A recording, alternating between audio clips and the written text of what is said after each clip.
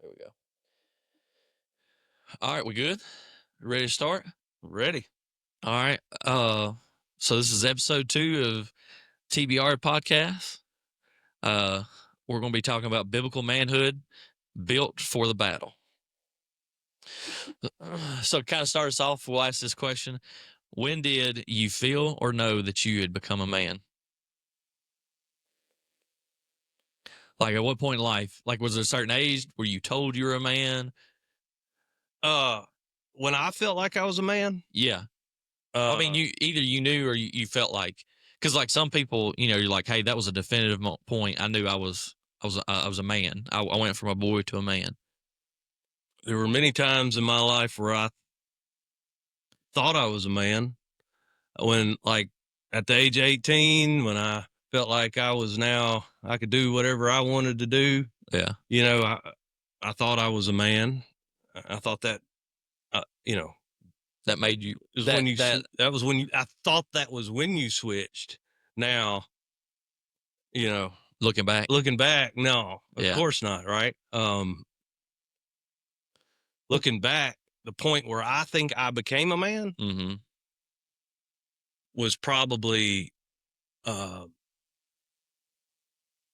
think it's not a switch. It's not a point in time. It's a process. I think you said it in the last episode, kind of like sanctification, right? Like it's a process that we do. So, but the time that I kind of made a laid stake to it was, when my first son was born. Yeah. Looking back. Yeah. Because it was at that point where I said, somebody else's life is in my hands. I had a responsibility to my wife and all that. Yeah. But like, that was the first time where I'm like, my actions and what I do from here on out will directly affect somebody else. Right. And I've got to man up and be careful about my actions and how I behave and my decisions, because it's one thing to affect me, but to affect another person who has no choice in the matter. Yeah. I was like, that's kind of the big point where I said, it's time to be a man, whether I was or wasn't. Right. It's time to be a man. Okay. What about you, JP? Well, I would like to say that when it came to Shelby, I guess I thought I became a man when I joined the military, right? I thought I became a man when I got married for the first time and having a child. And then, life came along, kicked me in the face, and I'm in big time. And a lot of it was my own doing, but got a divorce, went on my first deployment. I thought I was a man then. And, bought a home as a bachelor, and I was like, yeah, I'm the man now, baby, right? Because I bought a house bigger than what I needed. Yeah. Right. And I was making a lot of money. I mean, I was making, and I pride myself in that. And I thought, well, this is what manhood's like. I finally made it. Like, I'm the man. Yeah. Right. Yeah. I mean, that pride welled up in you. Yeah. But it wasn't, and I'm sure we're going to get in more detail, but I had thought about this question all week. It wasn't until I was like 35, 36 that I actually became a man. Yeah. And what I mean by that is, David kind of touched on it. Excuse me. I quit putting my selfish desires and needs in front of other people. Yeah. Mainly Shelby, because at the time that's the only person I had to worry about was Shelby, my oldest daughter. And then shortly after I did that, that's when Amanda, Dayton, and Allison came to my life. And that's, I agree with you, David. It's not like boom, stamped approval. You're a man now, right? It was a process of putting their needs or their desires or just putting them before myself, and so your definition of what a man is changed. Well, you know, and I was thinking, and I don't know if it's in here because I told you I briefly, because this week's been a little crazy. Oh yeah. Maybe we could talk after we kind of set this up about what went on in our weeks. Maybe not. I don't know. I'm sorry. No. You know, Paul said, when I was a child, I thought as a child. When I became a man, I put away childish ways. Right. And that to me defines what a man is. Yeah. Yeah. Because a child is selfish. Mm-hmm. A child is, their thought process is different. I hate to call her stepmom, but I call her mom. I remember her when I was 18 telling me that when I'm 20, my thought process will be different than when it was 16. And when I'm 25, it'd be different than when it was 20 and 30, right? And I'm like, whatever. But that was like some straight up wisdom. Yes. Because my thought process, almost at the golden age, like David is not what it was 10 years ago, right? Right. So I don't know. I think I'm still working into what an actual man defined by, and I forgot my Bible this morning, but I did too. Defined by this right here, right, is a process. Well, I think there's probably different stages of men, like, you know, or like, cause like there's elders, correct, that, you know, in the church, there's different levels, I'll say levels or periods of a man, and like of a male. Yeah. Well, so I'll start off. So I got this idea from another pastor. I've watched his videos, and he's very adamant about manhood and men and everything. And he's like, there's a rampant issue going through our country for manhood. That, you know, there for ages there was a boy and then there's a man, and now we have dudes. And he's like, a dude is a very dangerous thing. Because I am. Go ahead. I'm sorry. But a dude is a very dangerous thing because they think they're men, but they don't act like men. You know, they don't exemplify the attributes of a man. They want to be treated like a man, but they want to act like adolescents, like as it's still a boy. Yes, just because they have the age of a man, right? And so maybe they have the bank account of a man. Or they have the assets, you know. I drive of a man. That's where he goes into. He said, I drive a lifted truck, I hunt, I fish, I have guns. I may have one on me right now. I'm grown. He's like, all those things are cool. That make me awesome. He said, but that doesn't make me a man, you know. Yep. And then he said, what makes me a man, and he points at the word of God, his Bible, and he said, that I follow this and that I bend a knee to God. And I was like, wow. Like, you know, up until this point, I don't think that many people are out there preaching about manhood. I mean, there may have been. I just hadn't heard of it. So, well, it's look bad. It's in culture. The word, like, what is it? I don't even know the term, but they call it like toxic masculinity or whatever. Yeah. It's almost, it's like, you know, it's okay to be a man. Just downplay it. Like just keep it on the down low. Like it's a bad thing. Yeah. Is that why you don't like pink so much? We'll get that later in the episode. Yeah, let's dive in. Just be careful a little bit. But I mean, be careful. I know a lot of good, godly men that wear pink. I'm pretty sure our pastors wear pink. I'll agree to that. And I'm picking at you about the pink thing, but you made a statement, and you did too, about what the culture says. If you look at those sitcoms back in the 90s and early 2000s, they made the dad look like an idiot. Oh, right. Yep. And it was funny and everything. Still does. Yeah, still. Dude, you're stealing all my talking points. Go ahead. Oh, he's cheating. Well, I mean, I can't see it. No, I mean, and we didn't prepare this, but I mean, the scripture you're using so far, really, these examples, I think it shows the common frustration Oh yeah, that we have in what the world portrays us as a man. versus what we should and really be. Sorry, go ahead. That's right. No, that's good. So true strength Mm-hmm. is power under submission. What do I mean by that? God's a gentleman, right? Yeah. So we're submitting ourselves to his word, his desires, his plan for our life. We choose to do that. And because of that, in my mind, that is true strength or true power, right?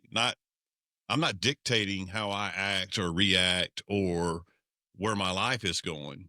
The strength part of it is handing it over. Yep. Right. Yep. My strength is made perfect in your weakness. Yeah. That's where the power and all that comes from. It has nothing to do with what's inside of me. It's like, okay, Lord, here's my life. I'm going to submit to you. And then that's where the power comes from through him. Well, so I know I'm probably about to get off on a little bit of a tangent, but I'm Go ahead. I'm gonna go short detour. But every biblical man, and I say biblical, like they weren't without their faults. They were, they were still human and fallen to sin in this world. But God called them, and it was their weakness that He powered through them. Such as Moses, he was a stutterer, and he did not have confidence in himself. But yet He put him before Pharaoh and demanded his people back number of times. Yep. Well, you look at King David and Goliath. Yeah. Man, he was a little guy. Yeah. And 16-year-old boy. Yeah. And all these warriors were sitting for 40 days and 40 nights listening to this giant come out and basically call them a bunch of sissies. Yep. And they were being sissies. Yep. And then David was like, I got God on my side. Let me go down here. I'm going to get 5 rocks, not because it's going to take 5 rocks, but I'm going to kill Goliath and his 4 brothers. Like, I'm bringing home a family, of giants. Some about 1,000. Yeah. But like one of my favorite stories in the Bible is Joseph, coat of many colors, and he gets thrown in the pit. Like he had every reason, I guess, in our culture today, every reason to complain, to be bitter, but he didn't. And get revenge at the end. No, he did not. I mean, today's standards. Yeah. Like if you did that movie today, it'd be a fluff piece, right? Like they'd be like, "Oh, that's not real." Or it'd be like Hallmark. Oh, yeah, like a Hallmark movie. Yeah. But if you did it in the way that the world is today, he would get them in there and like massacre everybody. Oh yeah. I'm like get his dad. He would probably keep his dad, but like brothers and all, like he would just kill them all. Yeah. Yeah. But like, he submitted to God in that. It says when his brother showed up, he went back weeping. And I was like, I'm not sure I'll be weeping. I might be whipping, but I ain't weeping. Yeah. But all that to say is that your point of submitting to Christ, to God, to the Word, like every good biblical story or men in the story that happened to, that they submitted to Christ, even though they're like, they probably had the power, not really, but what I'm saying, they like still, Samson. Samson, he's still strong. Yeah. Now, and even, it's kind of proven he got a little big headed about it, and then thought he was invincible and got his hair chopped off, and then became weak and woman. Yeah, he was looking in the wrong direction. Yeah, right. But like a true, what do they say, is a servant leader, right? I mean, I mean, the whole idea though is that we are still leaders. We are still called to be. Yes. We're head of the household. We're to be the leaders in the church, and we're not doing that, right? And it's like, well, I thought you thought I was supposed to be a servant. I thought I was supposed to be humble. I thought, but they're getting it totally wrong in their approach. It's not to give themselves credit. It's not to beat their own chest. It's to lead with confidence and authority and power and boldness, and give God the glory for it. Right. But that leadership, that boldness, that confidence. So I may not have strong points or whatever, and I may not have confidence in that area, but if I truly go back to God with it, then I can go with confidence ahead because I know it's not me. Like if he's sending me, I don't have to. I can have confidence in him and what he wants me to do, just like David did with Goliath. Right? He, Yeah, he he knew. didn't have confidence in himself necessarily. It came from God. Yeah, he's like, oh, He's my like, guy's hey, going to kill this guy. Yeah, like this is already won. I just got to go out here and do it. I just got to. Yeah, like he's going to guide and everything. I just got to let go. Literally. I was about to say, I was about to go on a tangent. Have you ever seen those slingshots? Uh-huh. It ain't no joke. No.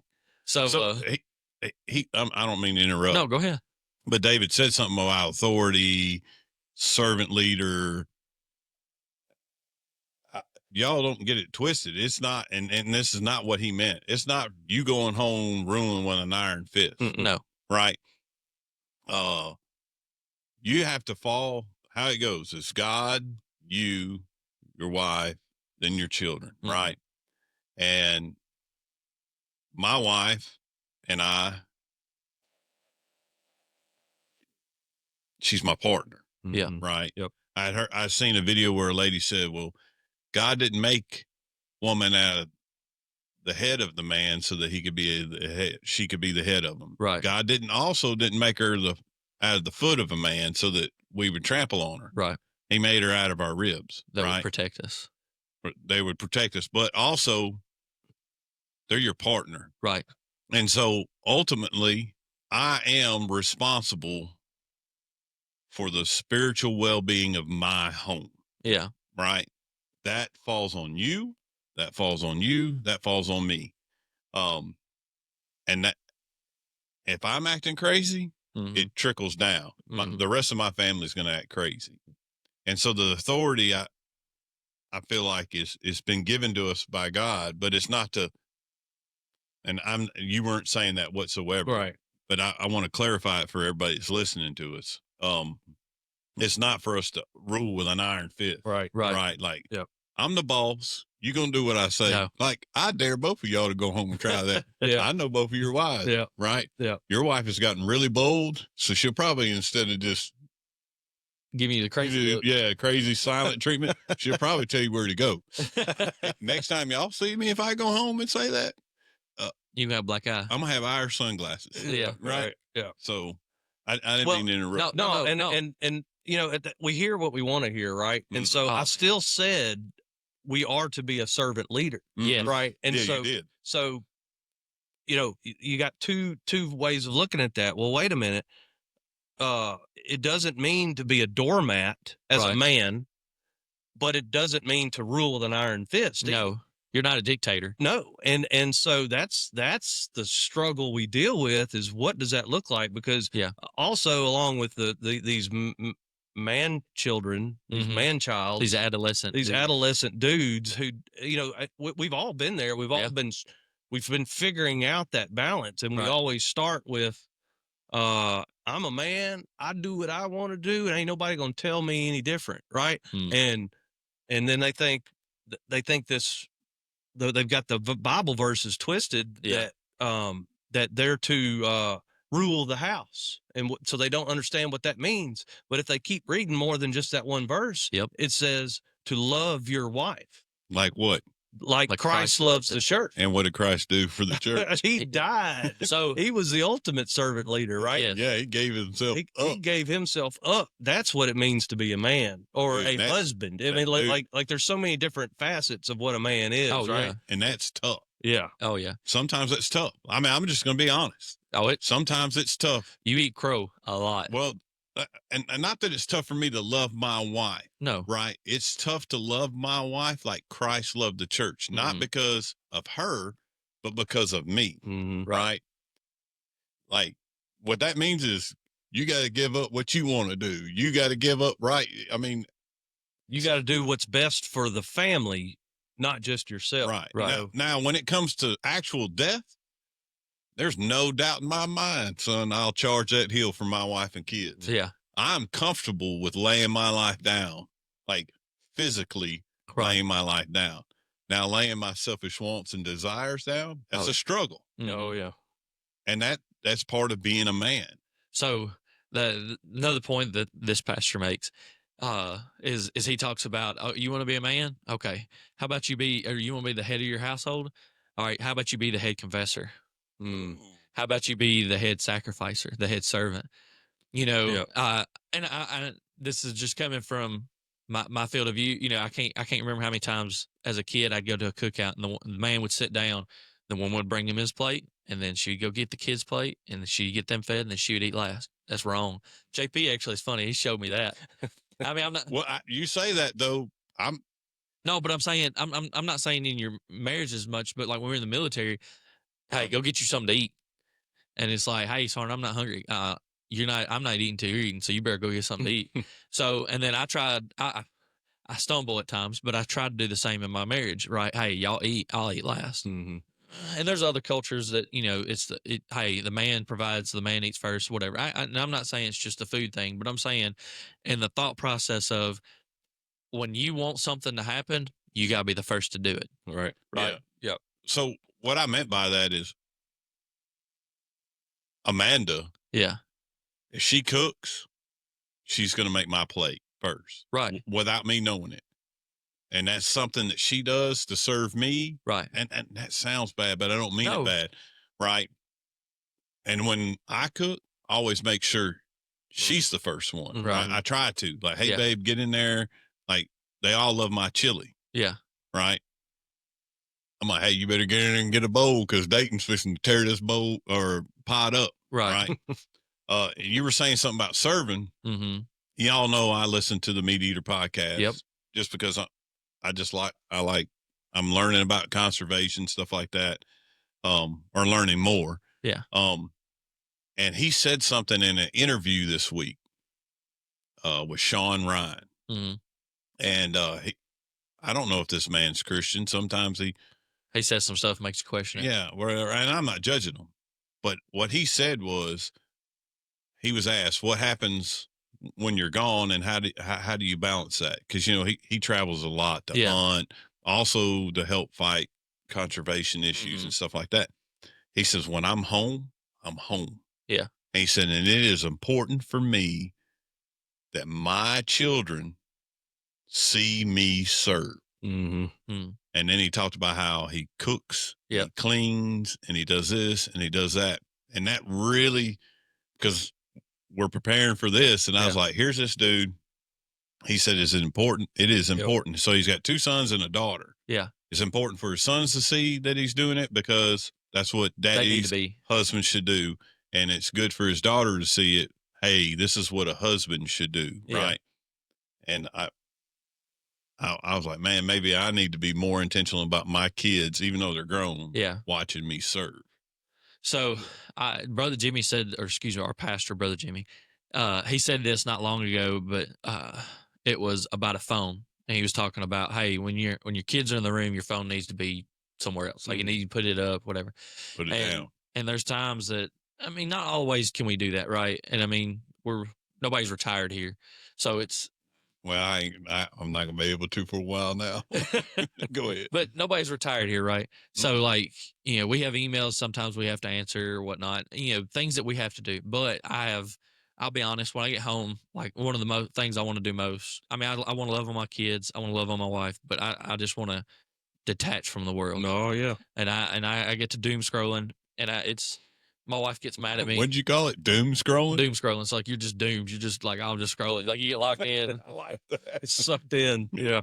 So I was, you know, I've kind of noticed that more and more lately. And I'm like, okay, well, I've got to start putting my phone, because we have a brick mantle. I was like, I'm going to have to start putting it up there. Like it's just where it's going to go. And whatever the kids are doing, I'm doing. Whatever the wife's doing, I'm doing, you know, whatever. Yep. But, and I've struggled with it. I'm not gonna lie, just because I mean, once you're in a habit and like you just normally come home and you hop on that phone. But like I've started noticing my wife will say, "Hey, did you see that?" And I'm like, "No, what are you talking about?" And she's like, "Well, he just made a face at this new food because our son is 8 months old and he's eating new foods." And I'm like, I'm missing things. And I mean, I don't want my kids looking back. It was like, well, Daddy was always on his phone. You know, we didn't get to do things because you know, Daddy got off work and he needed a rest. Like, don't be wrong, I'm not saying you need to break your body trying to do everything, but at the same time, yeah, it's a balance. You shouldn't, like, when the kids go to bed, you got 30 minutes before bed or something, sure, maybe. There's some doctors out there who would highly discourage that. But if you just need some time, take time, but don't take time away from your kids and your family. And I don't even know how we even arrive at that topic, but no. So, I mean, that's another point that I feel is very important, because we can overload ourselves as men trying to do everything, be everything for everybody. And we've said it, I know, and we'll continue to say this. We're not telling you something because we've got it all together. Oh no, I'm going through that season right now. Right. But it's a process. It's at least we know what we should be doing, and we have to be what Scripture says, be alert and sober minded. Yep. There's guys out there who are doom scrolling or what. They're checked out. They're checked out of their family. Yeah. I forgot what it was called. It's like the invisible dad, the invisible father. Like it's not like they're divorced and not around or separated or whatever. They're in their house, but they're completely checked out. Yep. But there's a time. What's the Scripture say? There is a season for everything. Yeah. So, there's a time to laugh, a time to cry, a time to whatever. Right. Yeah. It's all. You want to say the rest of it? There's times. There's a time for everything. Yeah. Though, and there's nothing wrong with needing some downtime and checking out. So, but listen closely. You're going to take that and say, "Oh, see, look, David said it's okay to check out." There's a season. There's a time for it. Yes. Once the kids are put to bed, and once whatever, right? But you've got to know when that time is, and if you're alert and sober minded to that, then we're not sitting here saying you can't have fun, you can't loosen up, you can't cut up. There's a time for that too. Yeah. Well, and there is a time to check out, but I feel like we're leaving out something. We're talking about, we're talking about checking out on your family, right? Yeah. Missing out on time on your family. But also, what else are you missing out on? Time with God. Time with God. Oh yeah. And I think that, and we have all kind of, I think we're all skirting around that. But when you miss out on time on reading that or spending time with Him, then those times of you checking out on your family are greater. Yeah. Don't you think? Yeah. Oh yeah. Yeah. Well, you're not. We know people though. I know somebody personally like that. If that person has that phone in their hand, you could talk to them. Zoned out. Completely. Yeah. I'm almost convinced the house could be burning down and a freight train could go through it, and that individual wouldn't know it was there. So, like, how do you? I mean, because we all get like that from time to time, right? I mean, I just said we don't do. I'm not saying do what I say, not what I do, because to me that's the anti-manly quote. Like, I'm trying to do right now, and we all mess up. We don't prioritize everything right. No, so we're like Paul. Why do we do the things that we don't want to do, and why can't we do the things we do want to do? Yeah. So how do we snap out of that doom scrolling or that mentality of checking out? Like, I put in a full day, I earned this, I deserve this. You can't come from a. Like, so I put it this way, I've been put in my place once doing that. I said the word. They put you in your place? No, it was somebody else. It was a wife of. Well, we're friends with both the husband and the wife, but the wife was like, I said something about expectations, and she was like, well, first of all, you shouldn't expect anything. And she was like, expectation comes from a place of like, oh, I deserve this. Mm-hmm. You ought to give this to me, because it's kind of like in the world today. Like, there's so many people out there that think they deserve something just because they're alive. Mm-hmm. I deserve. I shouldn't have to pay my student loans back. I didn't know it was going to be this much. What I'm saying, or what? It's not my fault. Yeah, it's not my fault. But it's like, oh, you bamboozled me. Yeah. But you come from that place of using these big words on these guys. Bamboozle. So, but I mean, like you come from a place of expectation and pride. Mm-hmm. And so when you come from like, oh, I've worked all day and I deserve this. No, Yeah. no, that's your job. Adam, before the fall, he was given a job to do, and he was to have joy in it, right? Mm-hmm. Yeah, what we deserve is we don't get. Yeah, we shouldn't be like if you have to mercy. Right. If you start throwing out that word deserve, you better start looking in the word and see what you actually deserve. Mm-hmm. But and I think that's also in our world today, like you think that, well, I deserve to do this. Well, no, like if you have kids, you deserve to play with your kids. Yeah. Like to you give think them the only everything. place you can get joy is that game. You have, and please forgive me for this if I'm wrong or if you take offense to it, but that game or that TikTok or Facebook or Instagram or whatever that you feel that you need to get into, right? You have an addiction to. Mm-hmm. Whoa. Get up off them games, man. Well, I'm just saying, there's people that come home and they're like, I need my downtime. I need my downtime with my game. Well, I was pretty bad about that. Like Yeah. I got a handheld thing. I actually deleted them off my phone. Yeah. And then I've got an Xbox, and Chad Wright's like, if you play video games, you're what do you call me? Oh, he was on a tear about that. Something. I can't remember what he said. And that's okay. He's allowed his opinion, right? Yeah.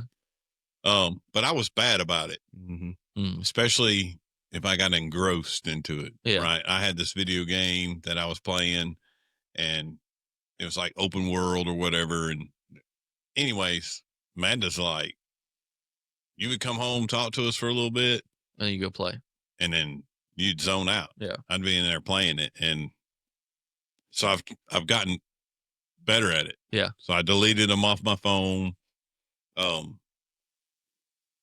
My handheld, somebody's vibrating. It's not me. Mine's in my lap. Is it me? I think it is you. Anyway, hopefully that's not coming through on the recording. It may be, but that's all right. Talking about games. Yeah. So I've gotten pretty mindful at it. Yeah. So to the point that we took the TV out of our bedroom. Yeah. And we have fish tanks in there. Yeah. Right. Mm-hmm. Just so that I wasn't just. Yeah. Yeah. So, and here's that. I mean, to me, that points to a bigger thing that I think is where the devil has us. Yeah. What the devil wants is to get us disengaged, to get us to be distracted, and to be so that we're not thinking about what we should be doing and need to be doing. You know what I'm saying? Yeah. I mean, so like he is that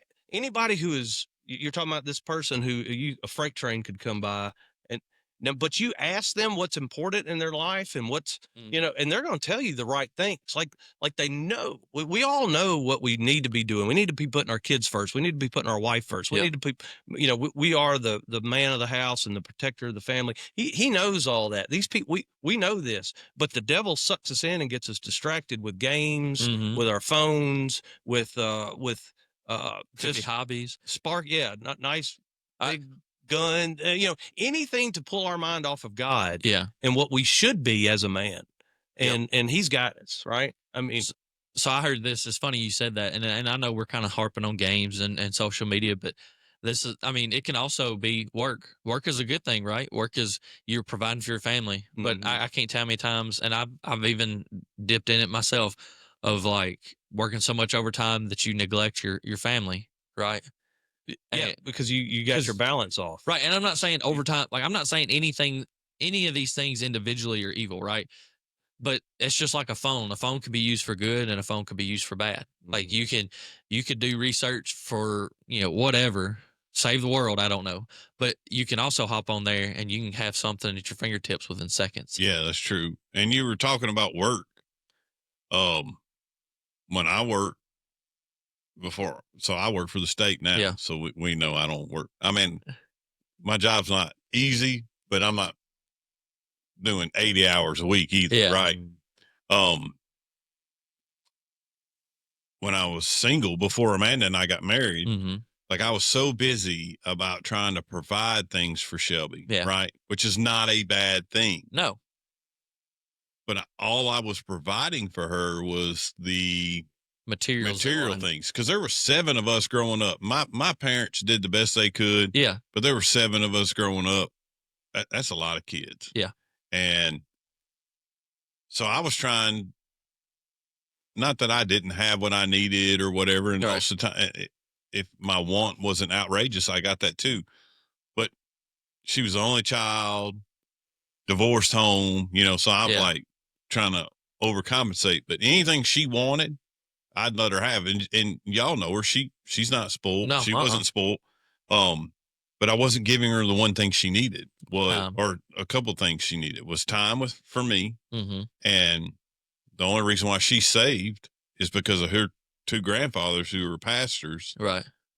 Were giving her what she actually needed. Yeah. Right. And I turned around one day and she was 16 years old. Mm-hmm. Yeah. I remember you talking about this. And I was like, man, I'd get her for I'd work all day Saturday, get her, keep her Sunday. We couldn't do nothing because sometimes I'd have to be around the house just in case something went on. Be on call. Yeah. And,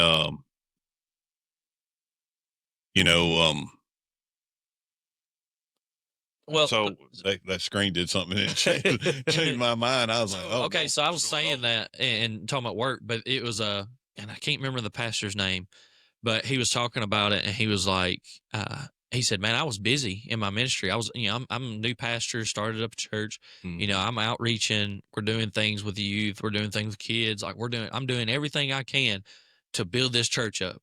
And he said, and God really convicted me of the time I was spending with my family. He said, because your first ministry is to your family. And he's like, and I can't remember at what point, but he finally decided, like, I can start delegating these things. I can start putting this out to the kids pastor and the youth pastor and this, that, and another. I don't have to have my hands in all this. Yep. Like, I need to be where I need to be. And one of those things is my kids and my wife. And well, you have to say, and this is my personal philosophy. First, you got to know what matters, right? You got to know what's important for you. And so God is first. Right. Family.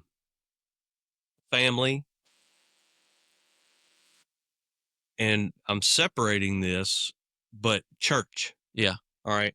So like that is 95% of my life. Yeah. Those 3 things, right?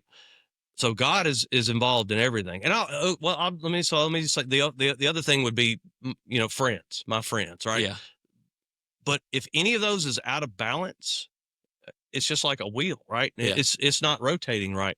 So if you're spending too much time at work, yeah, then you're sacrificing the other ones. Yeah. But so, and a lot of times we compartmentalize everything, and God is in, on Sundays and Wednesday nights, for a couple hours a week. And then now I'm whatever title I have, I'm a salesman, I'm a horticulturist, or whatever, the other days. And then when I come home, I put all that aside and, well, it's either about me or it should be about family. Right. Yeah. But everything's got to be in balance. So if I'm spending too much time with family, then work can be sacrificed. Yeah. But if I'm spending too much, you can be too busy at church, to kind of what you were saying. Yeah. You can be busy at church and God not be involved in it. Right. You know what I'm saying? And so God's got to be in every aspect of it, but you can work too much and you can say, well, I'm being a provider. And so I'm providing everything, but you're not being present. Right. But, and you're sacrificing what I'm calling family for work, even though you're justifying it in a right way, right? But it's out of balance. And then, or I can spend so much time at church. Yep. I can be like, man, look at me. I'm dedicated to God. Look at me. I teach on Wednesdays. I cook. I'm all in that. And I can, and I've had this thought. Not only am I, and so I'll have to leave the house early. Yeah. And so again, I'm sacrificing family for that. Yep. And friends to some degree. Yeah. Because I'm like, if I'm doing something, I see everybody else hanging out, and I'm too busy doing. Yeah. And so anyway, it's just this. It's a balance, Right. Everything has to be balanced properly. So I don't remember, this was a couple years ago I heard this, but I'm sorry, were you about to say something and I hopped all over? No, I'm just curious at where we are in this Oh, outlet. okay. We're way off. So but So we're not going by this at all. So he was talking, we'll get back into it a little bit, but they were talking about, everybody talks about budgeting money, right? So I always got told since I was young, wherever your time and money is where your focus is, right? Well, or your heart or whatever, but it's kind of the same thing. Wherever your focus and your heart is where your time and money is, right? Wherever you spend it the most, it's where it's at. So, but think about it. They put time and money together, right? Well, we can budget money. We think about that all the time. Do we budget our time? And somebody said, you need to start budgeting your time. You need to start looking at where you're spending your time. Take a week, write down each day, where's time at from this time to this time? What did I do? What did I do? And then look back at it and see, like, okay, are you happy? Or is this where you want your focus to be with your time? And that makes sense, because time is the only currency that you can't gain any more of. Right. And so they were like, you'll be surprised, like, just literally don't change anything. Just do for a week, each day, write down how much time, where you put each hour, each minute, everything. And then look back at it at the end of the week and see if you're proud, or not say proud, but see if you're joyful about where your time is going. And I think I did that for a day, and I was like, I'm not really enjoying this. Yeah. So I don't budget my money. Man, it's like, you need to write down every dollar that you spend on what you spend it. And I'm like, nope. She's like, why? I'm like, because I know I spend too much money on energy drinks. Yeah. This and that and the other. I have some vices, energy, caffeine and nicotine. Yeah. Like, I don't want to know what I spend on caffeine and nicotine. Right? Like, yeah. You and Dave Ramsey would not get along. Right. Do what? You and Dave Ramsey would not get along. No, not at all. I mean, my light bill's getting paid, the insurance is getting paid. I don't want to know, because it would bother me to know. I mean, I got a guesstimate of what it is, right? Because I'm not stupid. Yeah. Right. I go to the store and hit that debit card. Yeah. I see the total up there, but if I was to write it down, I wouldn't like it. Just like if I was to write down, well, I spent 2 minutes with God. I spent 15 minutes with my wife, and an hour and a half. Yeah. Either hunt or longer than that, hunting, whatever. Looking at videos, sitting here talking to y'all. And then I told, wasting time. I didn't say I'm wasting time. Those things aren't wasting time. Friends. What I'm saying is, when I go back and total it up over the week, well, man, I've only spent 8 minutes with God this week. Yeah. And I've spent 2 hours with my wife. And out of balance. I'm way out of balance. Way out of balance. Yeah. I mean, if you look at it, I don't know how many hours are in a week. Don't ever do your what is it called? Time on your phone. On iPhones, you can do like how much screen management. Yeah, I do it. And it like, there was at times, like, when I was really working hard at work, because like sometimes that tends to be like when I get on my phone the most or whatever. But like, it'll pop up, it's like, you got an average of 6 hours this week, and I'm like, golly. Yeah. But I mean, there's some other factors to that. If you leave it in an app and you click out, like, you just don't justify it. No, I'm being serious. It'll keep going. Yeah. Because but anyway, side the point. We'll get back on here. But as men, we have our vices. We have, well, I mean, it could be as good as ministry, right? But we really, I mean, I'm talking to myself here. We really need to budget our time just as much as we budget our money, to see where we're spending it. Yep. To see where we're putting our focus and our heart. I think we're going to hurt our feelings when we do that. I'm just going to have to hurt my feelings. Well, I'm not saying not do it. I'm saying, don't think that you're, oh, I got it, man. Yeah. And then when you start putting pen to paper, you're like, ooh. I'll tell you what, I'll do it this week. I'll start, because I guess it's Sunday through Saturday. I guess. So anyway, when we do the next podcast, when we do our, we talk about our week. AAR. I'll let you know how bad it hurt my feelings. But, I mean, that's the difference, though, of being content with where you are, or acknowledging the fact that I need to do better. Yeah. Right. I mean, I'm just gonna call you out, JP. So Shit. no, you say I don't look at my budget, right? Yeah. Because and that's fine. I mean, I'm not shaming you, but Sounds like it. I know. Oh, it's just a great example. Go ahead. Maybe the experience making you a little convicted about that. Not really. Go ahead. Because, but we justify, right? Yeah. In general, right? And so I got to use a real example. That's a good example because you're going to generalize it if you don't, right? And you're not going to apply it to your own life. But you said I'm not going to look at it because you know what? Well, the lights are. The bills are paid.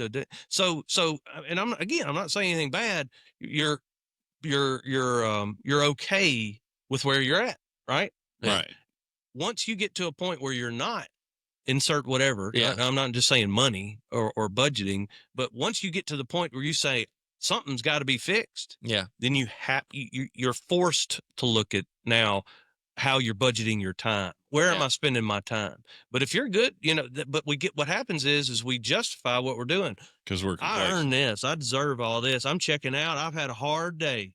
I'm just going to gesundheit. Bless you. I'm checking out because I deserve this, right? Everything's all right. Hey, the family unit's together. We're all here at the same house. Everything's doom fine. scrolling on the phone. Everybody's good. We're having family time. But if you get to that point where you go, and then what I'm thinking of is Proverbs, train a child in the way that he should go, and they will never depart from it. Mm-hmm. Well, whatever you're doing, you're training your children, right? And so once you get to the point to where you're thinking outside yourself and you're going, you know what? All I'm doing is training my child to be just like this. Yeah. And if you're okay with that, well, I guess you're okay with it. But if you're not, like, you got to make changes, and you got to sit down, you got to look at the budget, time, money, whatever. You got to look at what's wrong to figure out what's right or what needs to be right. So I'm going to say this, and then we'll get back on this outline we got over here. Okay. I heard this said the other day, and 45-minute opener here. Yeah, I know.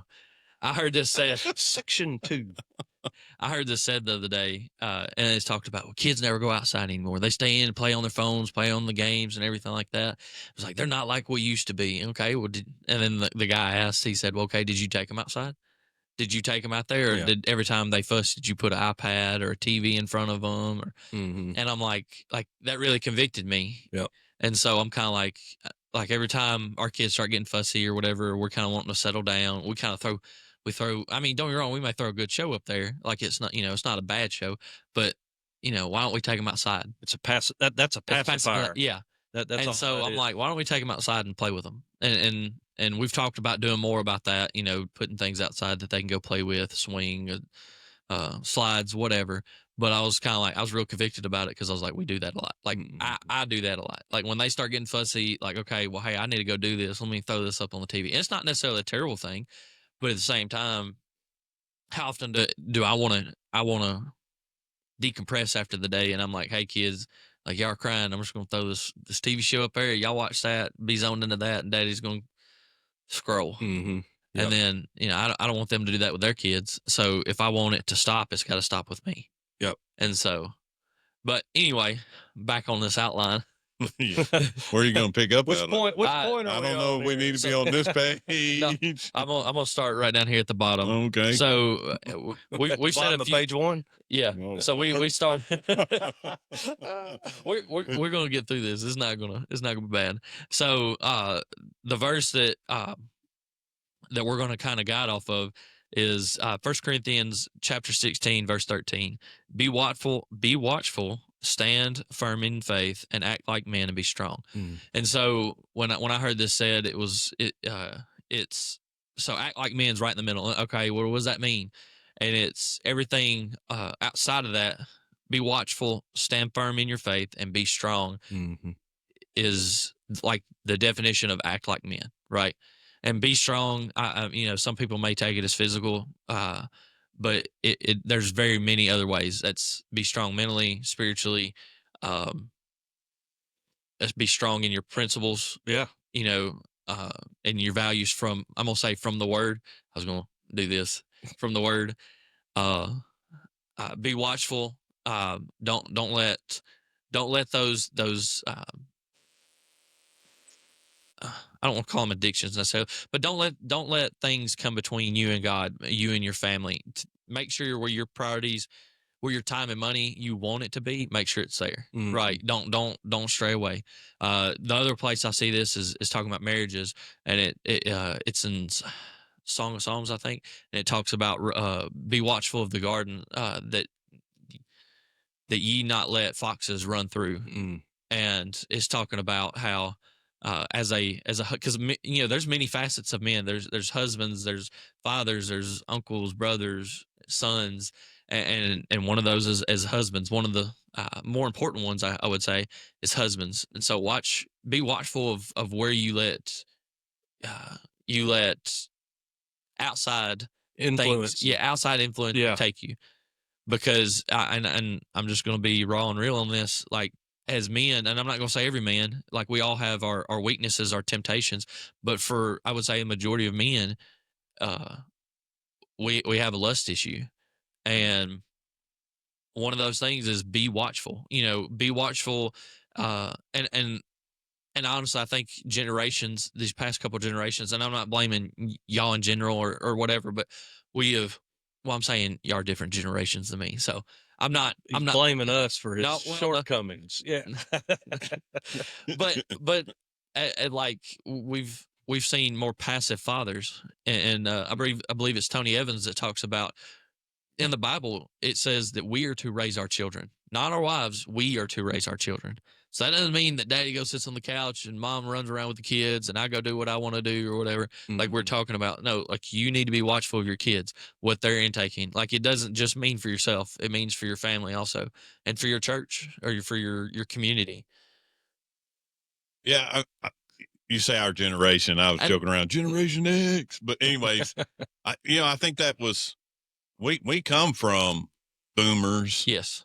and that was well, you wait till your daddy gets home, Yeah. kind of age. You know what I mean? Yeah. And you heard that. I heard that. I've heard that. Right. Yeah. And you knew, Oh, oh no. And mama was raising you pretty much, because dad was out making a living. Right. Yep.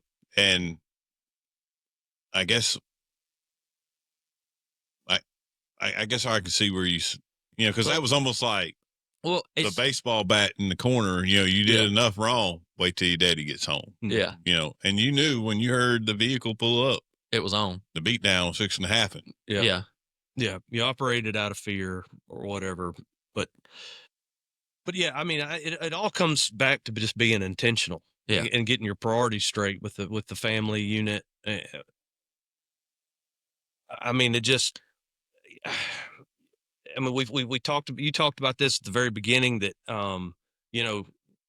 I can't stand, I mean, you said 90s sitcoms or whatever, but it's still today, Yes. the sitcoms, Yeah.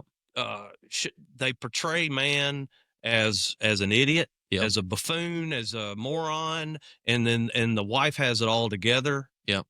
And if it, she's all put together and the guy's a slob. Yep. And it's in movies, it's in advertisement, it's, anything to make us laugh.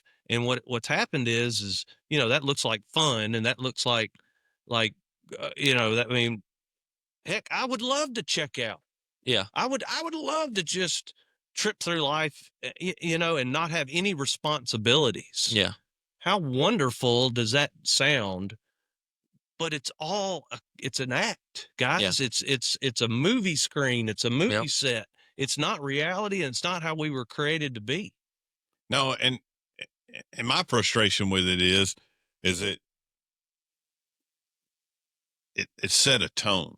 Maybe this would be right. It set a tone that now, if you're actually being what a man should be, like, you're all these negative things. Yeah. Right. You're controlling.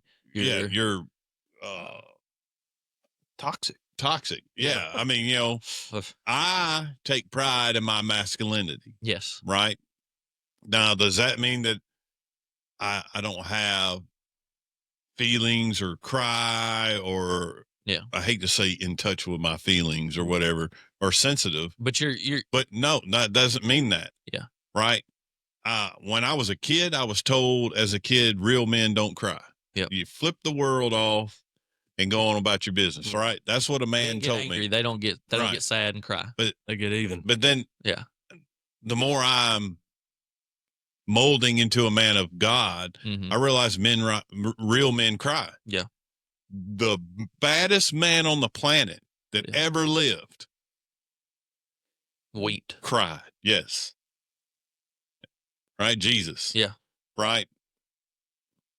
I believe he was manly. Yeah. I honestly do. He was a carpenter back in the day. Mm-hmm. They didn't have all these neat tools we got now.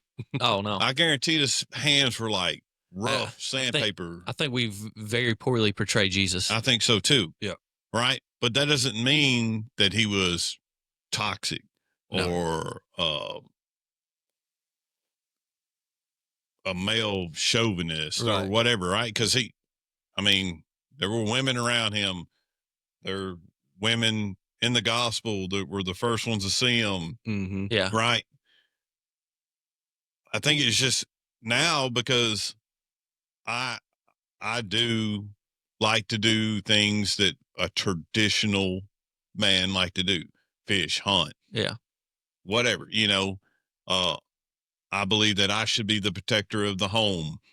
I believe that men should protect weaker people, even if it's a weaker male. Yeah. Right. And that's I don't biblical. That's biblical. Yeah. All right. And so without the risk of me being called a Christian nationalist or whatever. Yeah. That's part of the reason why I joined the military, because you're sticking up for someone who can't stick up for themselves. Right. You defend people that can't defend themselves. Yep. And that's part of being a man. And that's part of the reason why I joined the military, right? To serve a greater good. Right. To protect those that can't protect themselves. Mm-hmm. That's children, women, elderly people. And so my frustration with that is if you embrace that and you are masculine, then the world says, well, you're a bigot. Yeah. You're a chauvinist. Mm-hmm. You're this, you're that. And that's far from the fact, right? I mean, I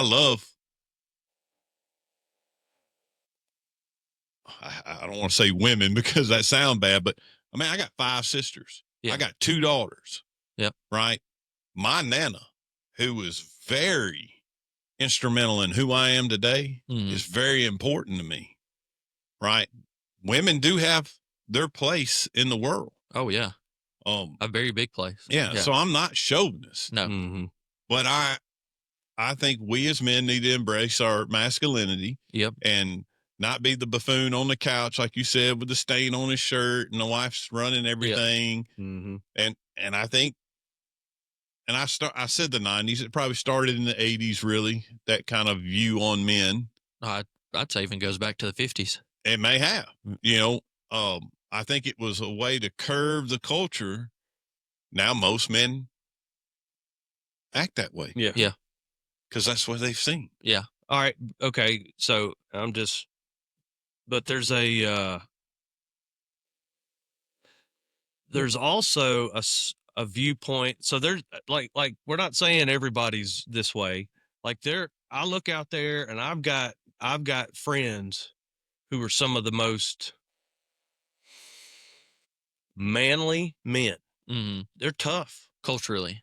They're tough dudes. They are hard workers. They provide for their family. And dude, they're present. Like they are involved with their kids. Their friends, their parents, their kids and my kids are friends together. Yeah. So I know these people, right? But there's maybe God's not in their life. Yeah. Right. So they're not buffoons. No. They're not idiots. They're hardworking guys. Yeah. Who are busting their butts for their family, and then they're the coaches on their kids' football teams, baseball teams on the weekends. They're there, but God's not. Right. So how do you, so what do we say to those guys? Right. Like they are manly men. They're not effeminate. They're not wearing pink shirts. That doesn't make you effeminate. That's toxic masculinity right there, David. All right. Pause on our discussion. I want to get this out of the way because it's come up in the pilot, came up in my view, and this is my personal opinion on the whole pink shirts thing.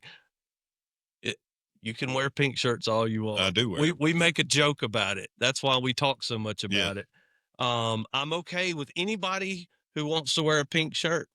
I'm not wearing a pink shirt, and I'm not putting pink shirts on my boys. Your boys do wear pink shirts, though. I don't put pink shirts on my boys.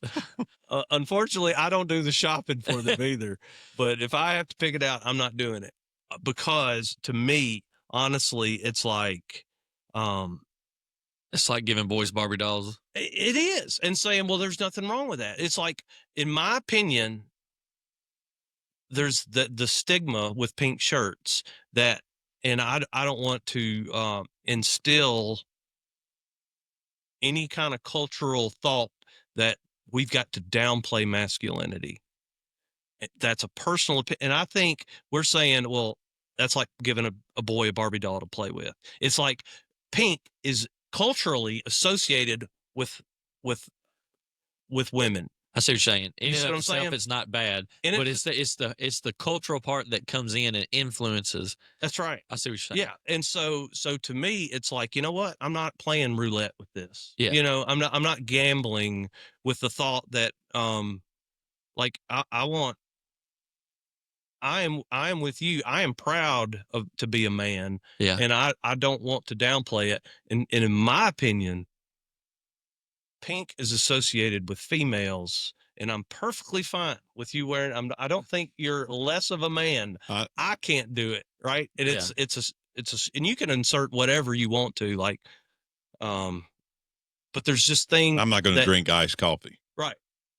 Exactly. And so anyway, but the reason it keeps coming up, ladies and gentlemen, is because it's just a running joke with us. Like this, I don't want anybody to think it's anything bad. But anyway, I went way off on a tangent. No, you're good. And I apologize for that.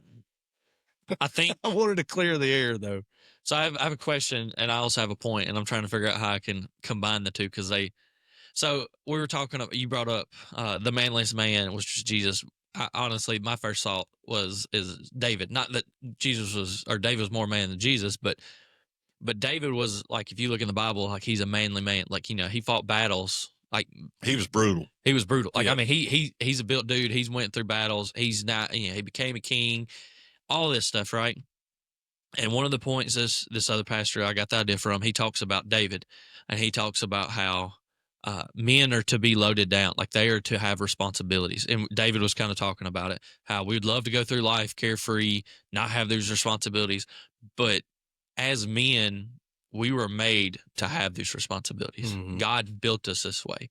And he talks about how his grandfather always used to have the saying, men are like a truck.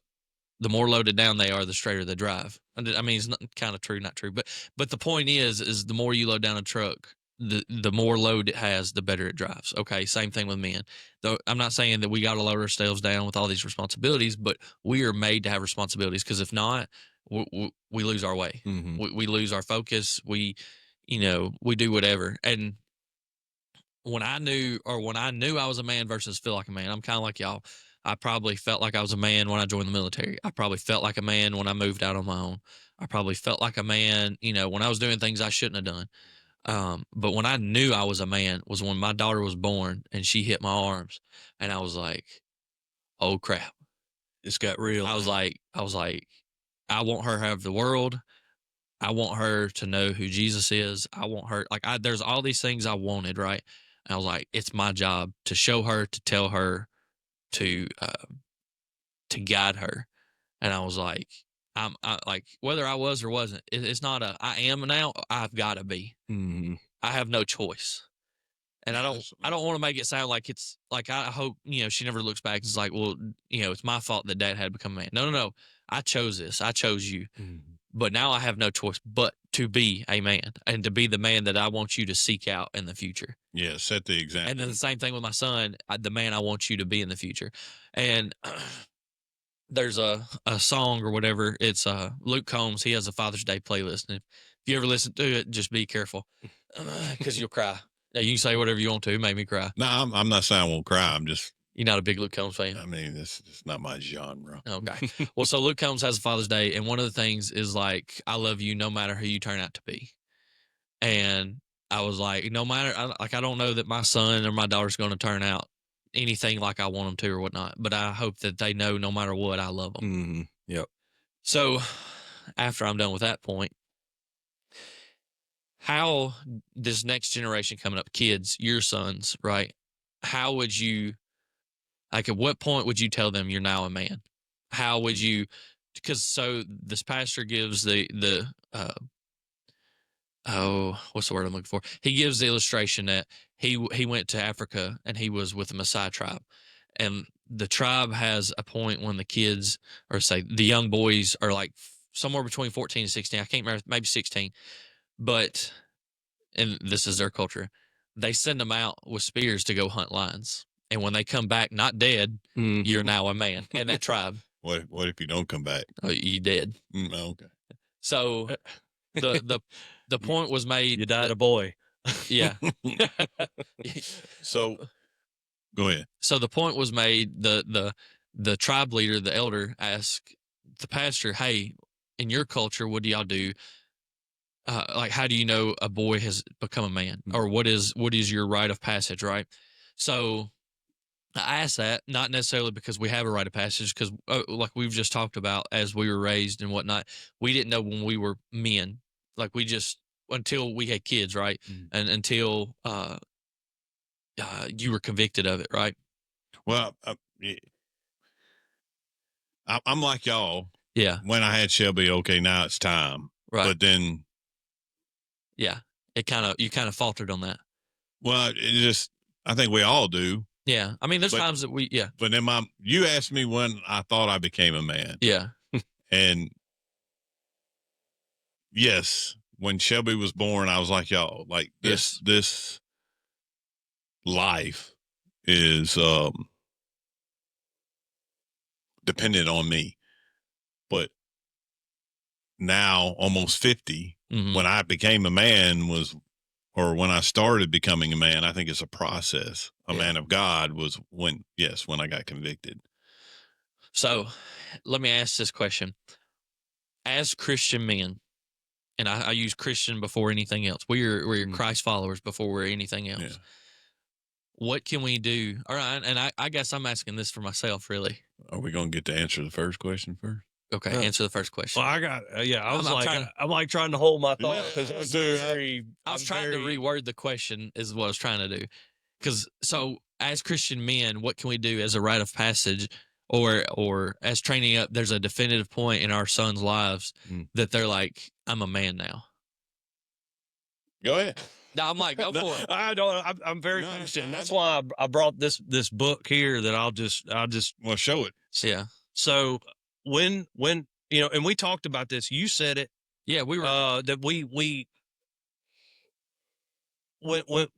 when you have a child, that's the moment you think it's time to man up. Yes. Right? Okay. Maybe not when I became a man, but that is when I decided, no matter whether I was or wasn't, that's the time I need to be. Right. All right. So when that happened, I bought all these books on how to be the best dad to make sure that I'm training my and I've got 2 boys. Yeah. That I'm training my boys on how to be men. Right. And not make the mistakes I did and continue to make. But that's his whole thing. It's called Raising a Modern Day Knight. Right. All right. By who? Robert Lewis. Excuse me. Thank you so much. You're welcome. But so it goes on that same rite of passage, right? Right. When and I haven't read the book in a while. I kind of skimmed over it, but when a person in the old days, when a person was knighted by the queen or king or whatever, you've seen it in movies where they bow and then he takes a sword and he like touches both sides of his shoulders or says something. And that person now becomes a knight, a warrior for whatever country or whatever he's representing. It's a rite of passage. It's a moment that defines him from what he was to what he is now. Right. And so he takes you through this whole process of what that is for a man. Right. Biblically, a Christian man. And what you ultimately, it comes down to this moment we've all talked about is it's once I become a father and others are responsible, it's like it's time to be the man. But what happens is there's benchmarks in your life that you have to reach before you get to that, or it'll fail. Yeah. And I'm just saying that if any of those get out of order, like you said, you knew it was time, but it didn't work out right. And so like sometimes it doesn't, and it's more of a, but so my whole thing was with my children is that at the age of 13, like this book has some very strict parameters. Yeah. But the whole idea is you make your own parameters. Yeah. And so at the age of 13, that's a big moment for a child, especially a boy. I would say you're now a teenager. Yeah. Right. That's a big milestone. So moving up to that point with my sons, before they got to that, there were certain expectations that needed to be met. Like when you become a teenager, that's a big thing. Yeah. And I think at that point in your life, these are some things in our household you should be doing. At the age of 16, that's a huge responsibility. Yeah. That you're not a man yet. But so there's these benchmarks to becoming a man. Yeah. At 13, you're a teenager. That's really important for the child. You make it a big deal. Yeah. You unite them as you make it you don't just flippantly, it's not just another day, it's not just another birthday, it means something. Right. 16 means something. You now have responsibilities you could kill people behind the wheel. So so before that, I've got to train you up to that point. Yeah. Properly. And then 18 is big, right, for a guy. Right. Right. You're now legally. You're legal. So, adult. and I have no control over you. And if you go to jail, you go to jail. Yeah. So there's so through these benchmarks, and then so for mine, an expectation, and my oldest son is now in college. So when he graduates college, that's another benchmark. Yeah. Guess what, son? Now you're going out into the real world. Then you're going to get married. Yeah. Then you're going to have children. And honestly, after that, to me, it's like retirement or whatever, right? There's these milestones. But what I'm doing is I'm setting the stage for that before they get to it of what to expect. When you become 18, this is how I think. This is in my house. This is the priorities you should have. So anyway, this book, Raising a Modern Day Knight. So it's not just if you go from 13 right to being a father, right, you've missed some milestones. Oh yeah. That you're setting yourself up for failure. And that's what's happening in this world today. You've got some 16-year-old parents, and God bless them and all that. But what's happened is they aren't prepared for that moment. Right. Because these benchmarks haven't been put in place either biologically because they're not at the right age, or they weren't prepared for that. Right. So I'm sorry I know I just took up a whole lot on that. No, it's great. But that is something, and I I fail at it. Yeah. But there's one step I do want to say that I've added to that benchmark that he doesn't mention. And it's when you become saved. That is ultimately what we want for our children. Yes. Is for them to turn their life over to Christ and become saved. At that point, like last episode, you go from the old to the new. You are now a new creation, and the Bible talks about it, a rebirth, right? Yeah. Mm-hmm. I've got all of my family's dates when they were saved. And we don't celebrate it like a birthday, but I call it a rebirth day. Yeah. And JT, I mention it. Every time it pops up on my calendar, I'm like, hey, JT, this is today's your rebirth day. And what that does is it reinforces the day that time that they were dedicated their life to Christ. And it's a reminder of that every year. Hey, you remember that? You remember how it happened? You remember? And we relive that day. And it reinforces who they are, their identity, that wasn't a one-time thing. And so anyway, So that's some things that I do and trying to do for my children. So anyway, that I know that was No. real complicated. That was great. But you're preparing them for benchmarks Right. in their life, and you set that up. You whatever it is for you, and whatever you expect out of your child at that point in their life, you're training them up to that. It's not like, okay, now that you're 13, you've never heard me say this before, but now you should be. Yeah. How come you're not here? I don't. All right. Do that. Like when it's You work them up to that. yeah.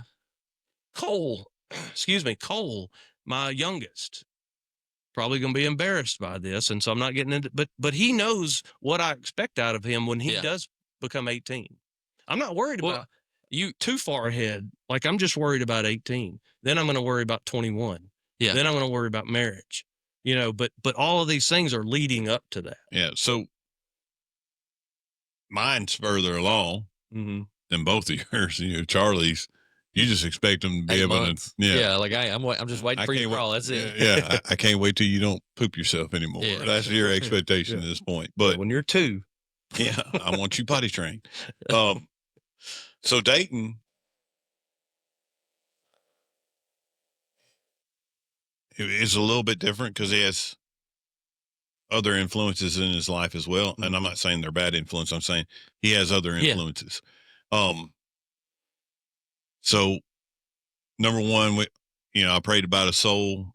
We talked about Brian Piefer last weekend. Brian Piefer was teaching Wednesday night class, and Dayton silently got saved in there because of Pief. Yeah. And so Pief holds a pretty special place in Dayton's heart. He calls him Mr. Piefer, or, whatever, but Brian does. Yeah. So then it was like, I got to get this cat graduated from high school. That was a benchmark, right?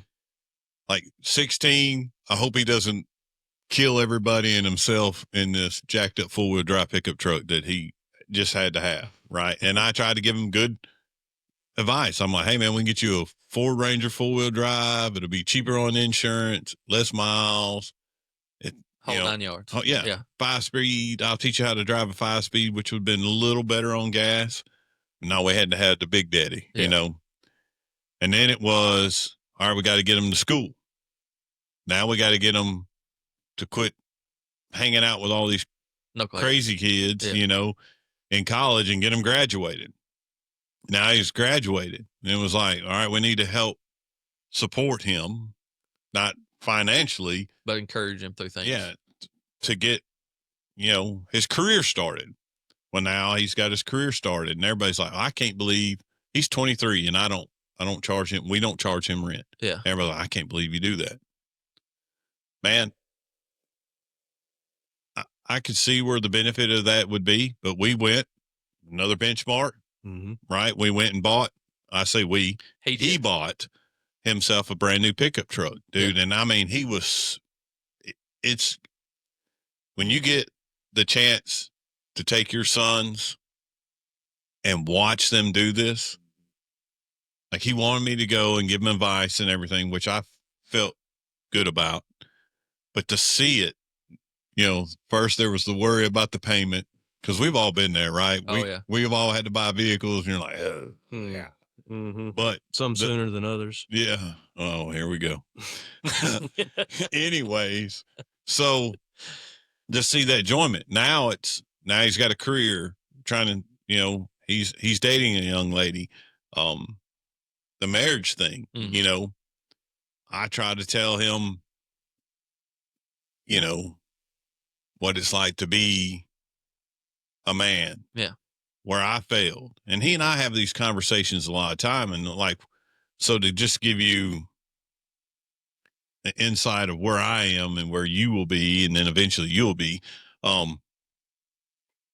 we butted heads. Yeah. Right. I mean, almost come to blows. And we've been riding down the road, and I told you this. He's like, man, I got to say something. I need to get this out. Don't say anything or I won't be able to get it out. And basically he was just like, look, you were a good man and I was terrible to you. And excuse me. you're a good man. And he had reasons why I was a good man or whatever, it'll get to that point. But then you've been there and I've been there. I was in my 40s and my dad looked at me and he said, "I'm proud to be your daddy."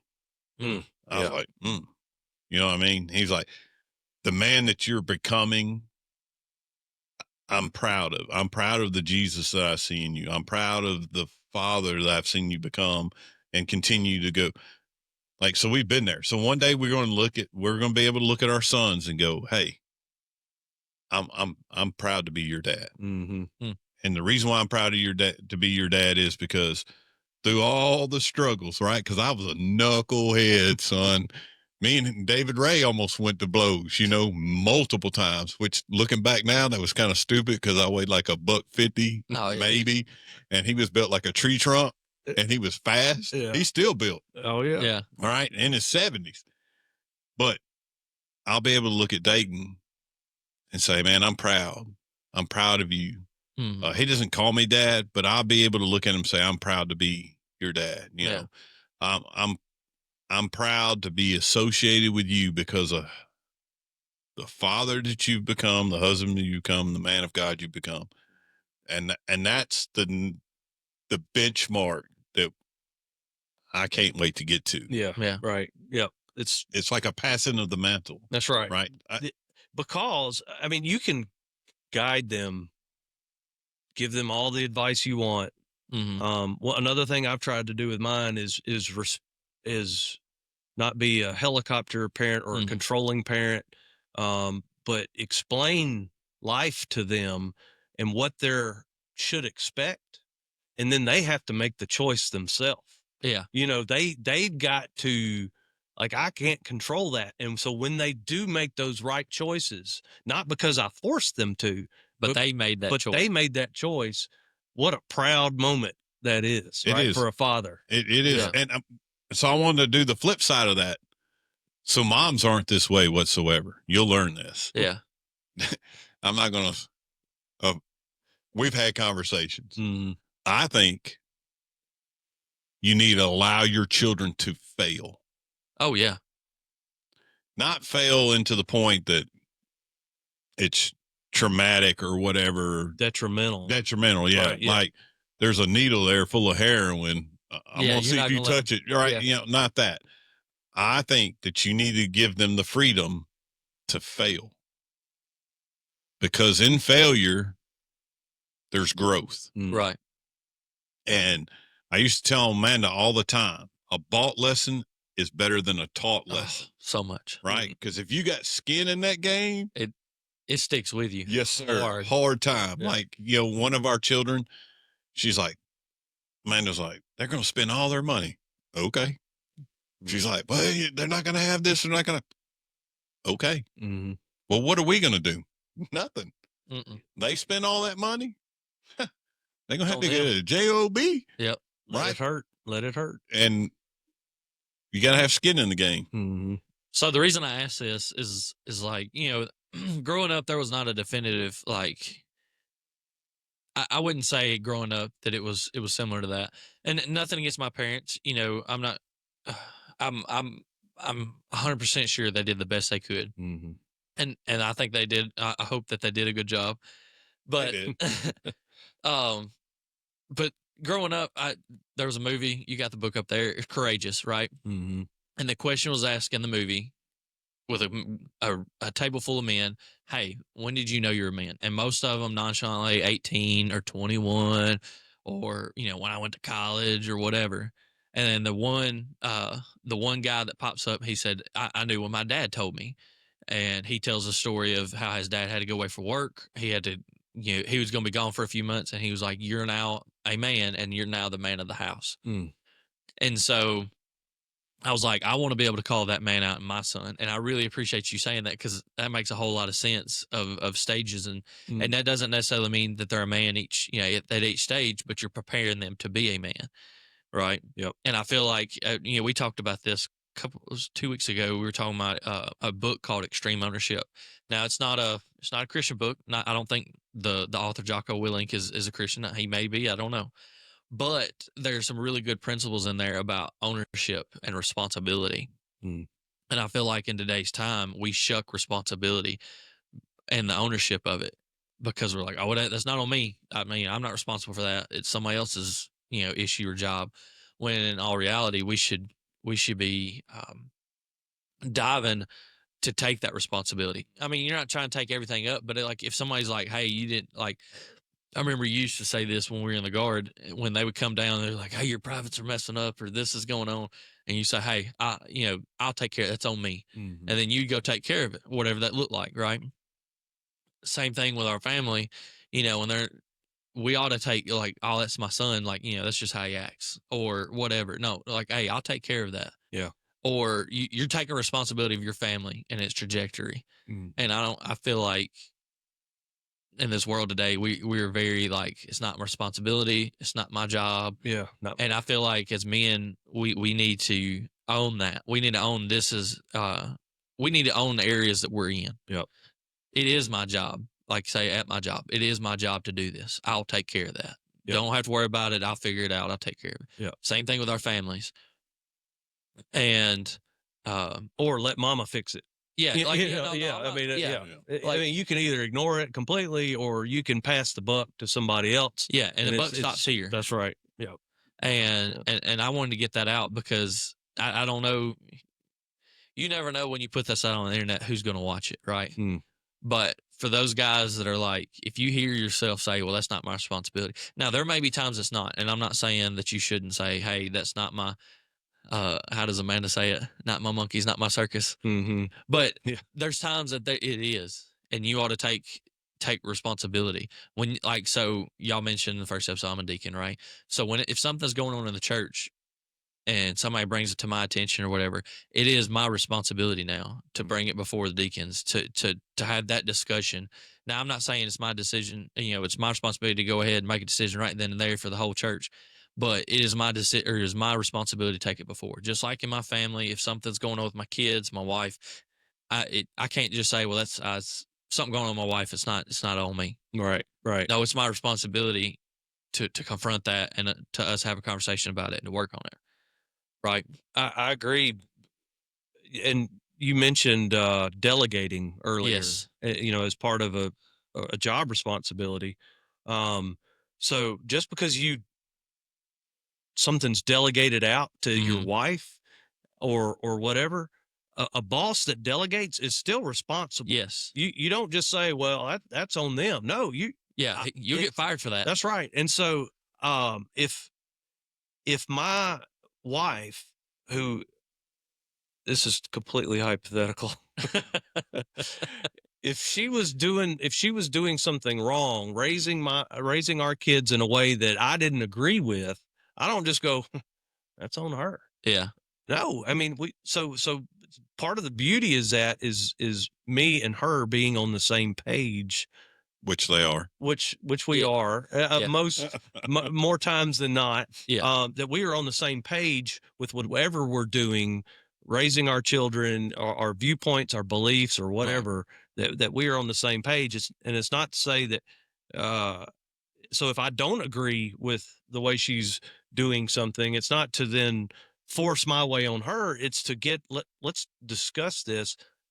Maybe help me understand why you're doing it that way. And who knows, maybe I'll say, oh, well, that is a better way. I just wasn't seeing it in the right light. Right. Or y'all could come to like a happy medium, right? Like take a little bit of what you and her, and a lot of times, because our wives are very wise. Mm-hmm. Sometimes they're like, no, you're not handling it right. Yeah. Like they don't undermine us, but they're like, you're looking at this wrong. Right. Yeah. Right. Yeah. And then, after we quit being all puffed up, we're like, man, they're right. I don't want to admit they're right. And sometimes they do as well. Right. Because mothers want to be more nurturing. And there's nothing wrong with that. Mm-hmm. You need that. Scripture talks about that, right? Yeah. It talks about the roles. You need that. You need that in a male's life. We need that nurturing, caring, right? Because when you become a servant leader, mm-hmm. those are attributes that you need to have, and you learn those attributes from your mother, right? And so sometimes they may not see things quite the way it needs to be, and a lot of times we handle things in anger, and that's when, or mostly me, I handle things in anger, and that's when Amanda's like, man, you're not looking at this right. You know, why don't you you done put the red face Hulk out there in the world. Oh, that's somebody else commented about that. Yeah, So, Ozier did. He's like, I can testify to that, whatever, or fact check on that. Yeah. I'm like, yeah. But anyways, when I take that filter off and actually see, not through my anger. Yeah. So all that's being said, oh man, I gotta clear my vision here. I've been staring too long. All right, what does biblical manhood mean, right? And it's culture wants to say, be your own man. You be you. You do, you're your own man. When the Bible, Christ, everything says, be my man. Be the man that I instruct you to be.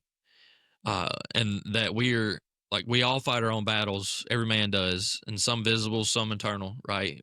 Anger being one of those internal. Well, I guess it could be visible and internal. Yep. But the question is who are you fighting for? Are you fighting these battles? I guess maybe not who you're fighting them for, but who are you fighting them with? Are you fighting them with Christ? Are you fighting them with God, with the Word? Or are you fighting them by yourself and trying like, oh, this is my struggle. I don't want to put this out in the world. Or is this something that we're doing with brothers like we talked about in the other podcast? No, I think it's two completely different questions that are both valid for and with. Yeah. With God, ultimately, we've got to pray, get in the Word, figure out all this advice, ultimately comes back to the Bible. Yeah. So you want to figure it out. You get in God's Word. So you're fighting it with Him. Yeah. Right. But also, I'm fighting this battle of what it means to be a man, or how I should act right, a biblical man. I'm fighting that with you guys. I believe the more time I spend with other godly men who have the right or the same set of values and priorities as me, iron sharpens iron, right? Yeah. I'm learning a lot today in this podcast because I'm with you guys. Yeah. And things that I'll take from this to be able to apply to me personally and for my family, right? So I'm kind of all over the place on this one, but like you said, show me your checkbook or your calendar, and I'll show you your priorities or something. Yes. So wherever you spend your time and money is where your focus and heart is. Tell me who your friends are, and I'll tell you who you are. Yeah. Right. So you surround yourself with men who you want to be like. Yeah. Right. And so if you're hanging around a bunch of knuckleheads, oh yeah, you're going to be a knucklehead, right? But maybe those knuckleheads are trying to do right. Right. Right. But yeah. So you hang around whatever priorities those guys have is what's going to rub off on you. Yeah. And so you want to, and we just about our career is the same way, right? You want to be successful. You hang around successful people. Yeah. Right. And so you want to be a godly, a biblical man. Look around, and who do you look up to? Who do you want to be like? And that's who you surround yourself with. But who do I do it for? Ultimately, again, well, I guess you could almost say I don't do it for you guys. I do it for God. Yeah. Right. I do it for myself to be a better man for God. But ultimately, I'm doing it for my wife and children. Yeah. But the better man you are makes the better, we're talking about iron sharpens iron. Yeah. The better man it makes me, it makes JP, and it makes other men around you that the more and more time that we spend with you. Yeah. And hopefully, we're doing the same with you. Absolutely. I mean, that's why we're doing this whole podcast, isn't it? Yeah. I mean, you and I, had talked about it earlier and earlier this week, and I was like, whether we have 5,000 viewers, like ultimately what we want to get out of this is number one, to glorify God. Mm-hmm. But if nothing else, that me, you, and David become better men. Yeah. Right. If that's the only thing, that we glorify God and we become better men, then this thing is a success. Yeah. Right. Because we have these conversations anyways. Yeah. Well, we do. Now we're just having louder. Yeah, louder and more broadcasts. Yeah. Not to make you any kind of whatever, but I just want to let both of y'all know we're an hour and 30 into this conversation. Not that we need to hurry, or anything. I was about to ask about the time. Well, there you go. So we're about an hour and 30.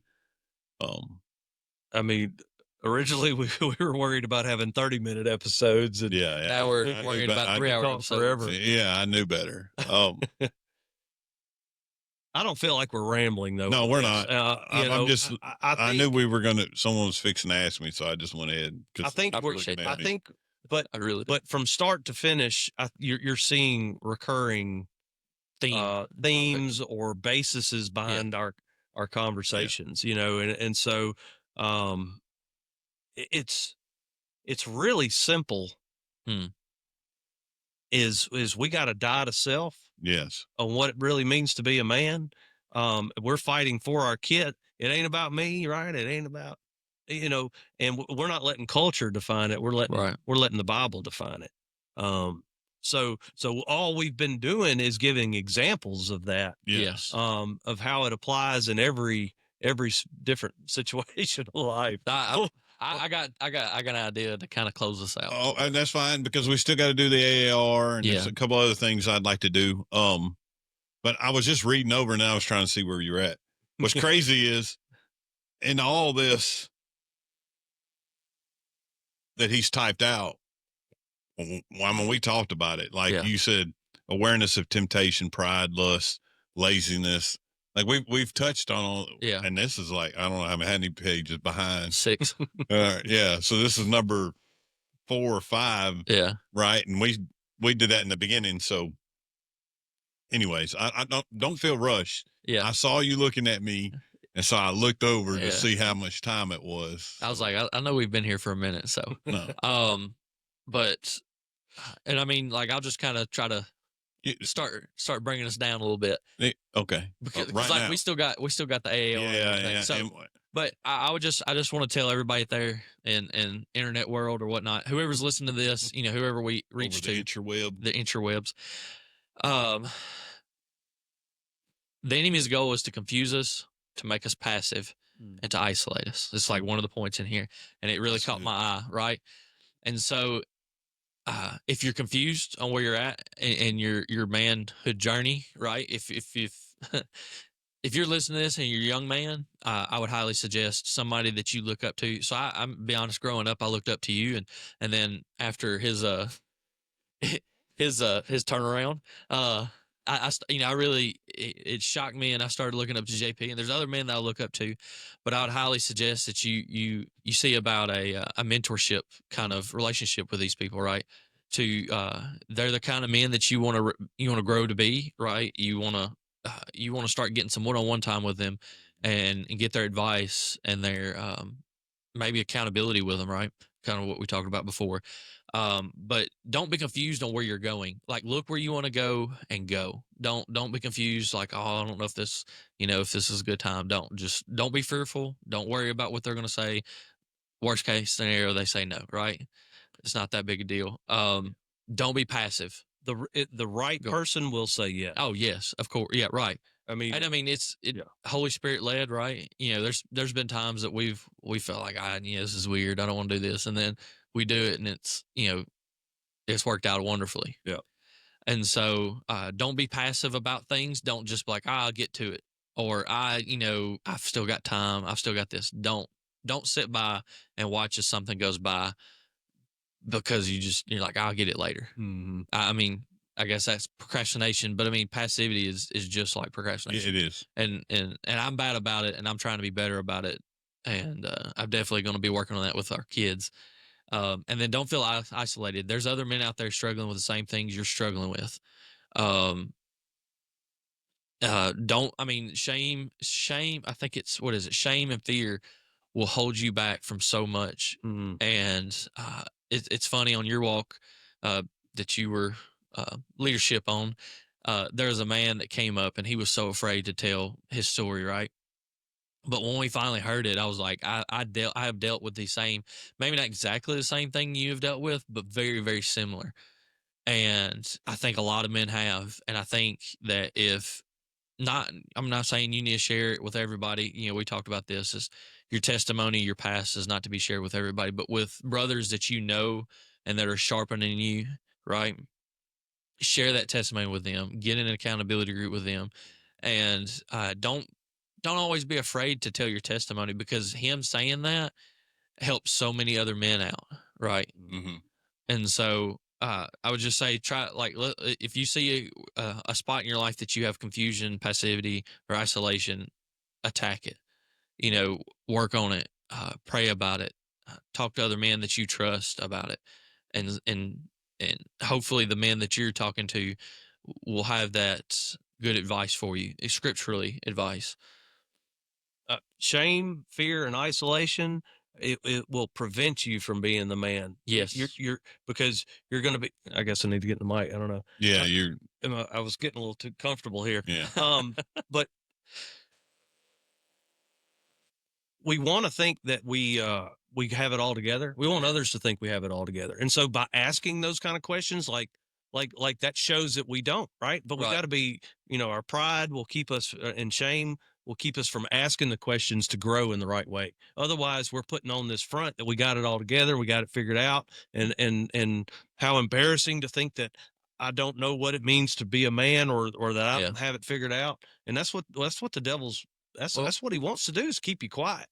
you never know till you ask. I can't remember. I was working somewhere and there was like, you don't know what you don't know, because I think somebody was trying to explain something to me and I was like, yeah, yeah. And there's like, dude, you look confused. And I was like, I have no clue what you're talking about. And he said, dude, ask. I need you to talk. I need you to ask, because if you don't ask, you're going to go in there and you're going to screw it all up because you don't know. And screwing it up in certain instances is not a bad thing. That's how we figure stuff out. But he was like, if you ask, I will teach it to you. I will preach. I'll do whatever I can to get you to understand and to figure out what I'm talking about. Yep. And we were talking about that fear and isolation and such. If you never ask, you'll never grow, because you'll never touch, that sin or that confusion, because you're like, I ought to know. I'm supposed to know. And that I think that's kind of the expectation. I don't know what that noise is, but It's a 18-wheeler going by. oh, it was like, golly. So anyway, we can step into the AAR from our weeks. All right. So before we do that, won't you pray us? Yes, Pray please. pray over this subject that we talked about, and then we'll while you grinning at. No, nothing. Go ahead. All right. I pray. Dear Heavenly Father, Lord, we just thank you for this day, Lord, this time of fellowship that we're able to have, Lord, this discussion. Lord, I pray for all the men out there, Lord, if they're confused in their journey, Lord, that you would make it very abundantly clear to them where they're at, and Lord, where you want them to be. Lord, I pray that all of us, everyone that is passive, Father, from whatever or for whatever reason, Lord, we just ask that you would give them passion in correcting that, Father, that you would convict them in that, and Lord, that we would seek out a remedy, and Lord, we would actively work towards those convictions that you have given us through the Holy Spirit. Father, we just pray for the fear and the shame and the isolation that we feel at times, and Lord, that we have that pride that we beat on our chest. We'll fix it. I'll fix that, and Lord, that we know that is a lie, Lord. That Lord, that only you can fix those broken places within us. Lord, that you can guide us, and Lord, put men in our lives, Lord, that will bring us out of that hole, that dark hole of that shame and that fear, Father. Lord, that you made us to be confident and, Lord, leaders, and Lord, that we would serve our wives, our kids, our communities, our churches, Father. in the ways that you will provide for us, Lord, that you will lead us and guide us to. Father, that we can be the leaders that we need to be because you are the leader that is perfect, Father. Lord, I just pray that you would work in each and every man's life that's here, hears this, Father. Lord, to whatever you need them to be, Father, whatever they need to be, Father. And Lord, I just love you and I praise your name. And Lord, I give you all the glory. In Jesus' name we pray. Amen. Amen. All right. So last week we talked about being a new creation, and it talked about knowing who we were in Christ, right? Being confident in that. So I'm going to ask 2 questions. How did you succeed in that this week? And how did you fail in that this week? Mm, mm, mm. Real and raw? Yeah, that's what it's supposed to be, homie. So As comfortable as you want to be with that camera over there. right, yeah, yeah. So I was in. Can I start? Yeah, go ahead. you already did. Ooh, me. Let me tell how I failed this week. Yeah. So, you know, it's easy to be a Christian when you're surrounded by Christians. No doubt.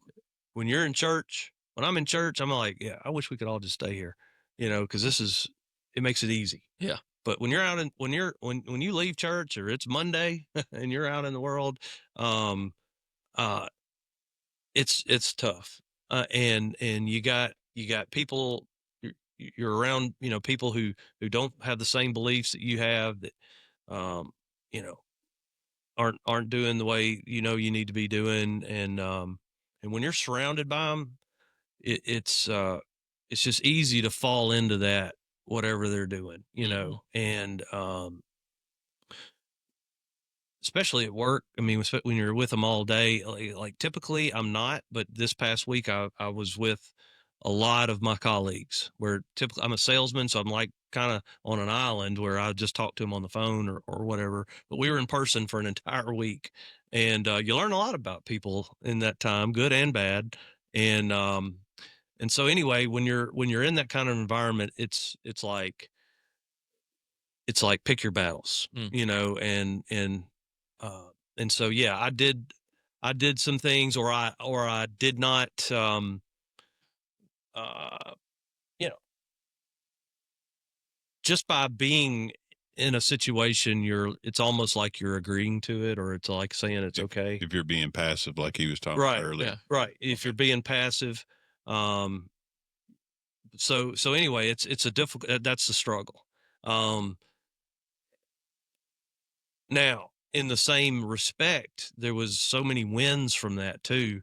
And it goes back to being in a brotherhood. Like through announcing this podcast, there are colleagues who I have found out are Christians, Right. who, just because we just worked together, we would have never have known that. Right. And this opened up a door and a conversation to where I was able to talk to some of these guys. And so we kind of rallied, we stuck together. Thank you. Yeah. We kind of we knew we were on the same page and everybody else wasn't. And so it created a camaraderie there of somebody I knew I could partner up with and not be isolated with. Right. And so, yeah, I'm sharing his podcast or our podcast with him. And he's like, yeah, I'm so excited that you guys are getting this started. Can't wait to hear the episodes. And then he is telling us about a ministry, or telling me about a ministry he's in, a men's ministry at his church. And he shared it with me. Thank you for bringing it up. And it's called Dudes And Dads. and Dads. And so the whole thing, and I don't know. And so it's www.dudesdad, all plural, dudesdads.org. And so that's like his local church's men's ministry that he's involved with, and trying to get men involved in the church, which is always a struggle, right? And so shout out to Oz and his ministry. And I hope we can continue to do shout outs like that. But anyway, so the win in that was that I have I have gained new brothers in Christ that I didn't know I had in an environment where I need them. Yeah. Yes. So that was a big help. All right. So Stanton, where did you succeed, or however you want to answer it in whatever order, and where did you fail in that area this week? As a new creation, as acting, as acting and believing and living, living in in that. creation. I feel like there's a lot of ways we failed, or I failed. Excuse me, I should say it that way. I mean, I think I've been more conscious of what I do and what I say and how my actions come across at times. But the same way, I mean, I had to fail to, so I just, this week was chaotic. There was a lot of things going on, a lot of moving parts, a lot of new things popped up as far as my job goes, and just trying to navigate that and everything, and how that comes across on the family and such. And I feel like I was thankfully, successfully, I was more conscious about it, but at the same time, I still failed in the areas of like of having that conversation, of I'm trying to figure out how I'm trying to word this, but just taking my family's concerns and it just kind of not being selfish about things, and then I didn't really realize it and was self-conscious or conscious about it until after the fact. So I failed in the fact of, I didn't rectify that issue right then and there, but thankfully I was aware of it and then I rectified it later. Okay. So can I just say something that Yeah. caught my eye on what you said is that you recognized it, right? And I think that's where and I don't want to get into a whole nother lesson, but that's where, like, we got to be real and raw and honest, and we admit our failures. And the reason we recognize our failures is because of the Holy Spirit. Yeah. The Holy Spirit convicts us and shows us where we're wrong and that we need to continue to work better. So again, we're being, without being completely, I'm not an open book. Yeah. Like, we're telling you that we do struggle and we have failures. Yes. And there's people that walk around that are oblivious to their, That blows my mind. You know what I'm saying? Yeah. So anyway, yeah. If I can I just want to make one point. I've heard this. I heard it on a podcast this week from another podcast I watch, and then I've also heard it from a few pastors that we serve with on Faith Walk. But I think it's, if a child comes to know Christ in a family, it's like 14% of the family, or it's a 14% chance the rest of them in the family will come to know Christ, right? If a wife comes to know Christ, it's like a 26%, I think he said, chance that the rest of the family will come to know Christ. But if a husband, a father comes to know Christ, and I'm gonna say this, and actively seeks Christ, goes to church, he I'm gonna say activates his faith, if that makes sense. If he activates his faith, there's a 93% chance that the rest of the family will come to know Christ. Yeah. And I want that to sit with y'all, and y'all just, well, maybe not y'all, but the world, and just kind of gnaw on that. So I guess I need to answer those two questions, right? All right. So how I failed, as a new creation, we should see people through his eyes, right? So this week I have not been seeing people through his eyes. And I recognize that, or it was convicted to you. Yeah, it was. I don't want to go into great detail what it was, because then anyways, I was very convicted of it. And so I rectified it, and I haven't had a chance to say, hey, look, this individual has no idea that I was getting frustrated with them, and not almost looking down on them. And so I need to apologize to him. So I will. So after that, I started trying to see things through a God's lens in people's lives. I'm not perfect at it. I need to get better at that, especially when it comes to my wife. Because sometimes I hate to say conflict, but if we're in a debate, I tend to only see that, focus through that lens, and I need to focus through other lenses. So that's how I failed, and I guess trying to rectify it. That's how what was the other word I was looking for? Succeeded. Succeed. Yeah. Yeah. All right. So we still got a few more minutes. And we've been pretty much business. So, anybody got any crazy stories or anything that's going to go on this week that you want to share before we sign off of here? So I mentioned in the last podcast that I traveled to California this week, and I was I was almost looking forward to like some crazy stories. I was like, oh, I'm going to have so many crazy stories, spending an entire week in California and Portland, Oregon.